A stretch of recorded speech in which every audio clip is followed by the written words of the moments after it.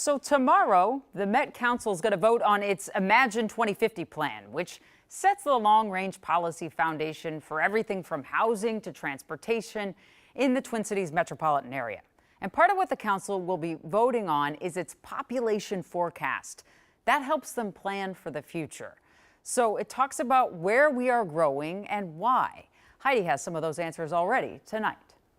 Hi, Jana. Most areas are expected to grow, and no surprise, Minneapolis and St. Paul account for a third of that growth. But we're also expected to see a lot of growth in the suburbs, with the most happening in suburban edge communities like Woodbury and Lakeville. The Twin Cities metro area is expected to keep growing. Between 2020 to 2050, we could add about 650,000 people, according to the Metropolitan Council's forecast. This is still a region that is growing, is gaining population. There is going to be housing development that follows that.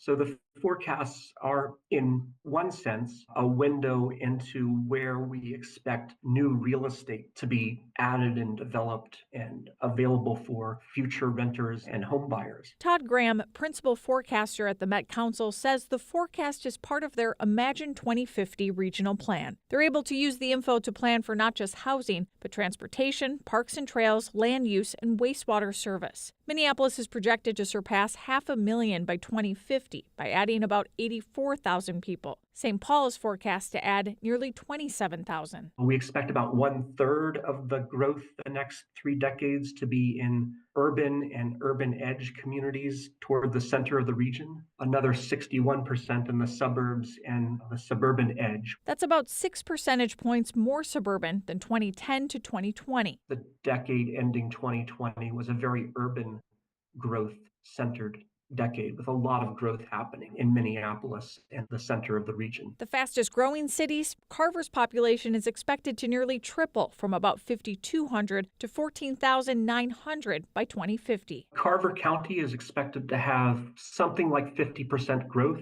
over the 30 years. The other counties have slightly lower growth rates, but all of the 7 counties are having some share of the growth. But not everywhere is expected to grow. About 10 cities are expected to see fewer people by 2050. For example, in Mahtomedi, the population is expected to drop by more than 230 people, from 8,134 to 7,900. There can be declines due to the townships actually losing land and population to neighbors. Todd says while we're still growing, it's not at historic levels. The decade ending 2020, I think we gained 313,000 people in that decade. And that was a historically high level of growth. Going forward, it's going to be at a lower level of growth. Most of these coming decades, we only expect about over 200,000 population gain.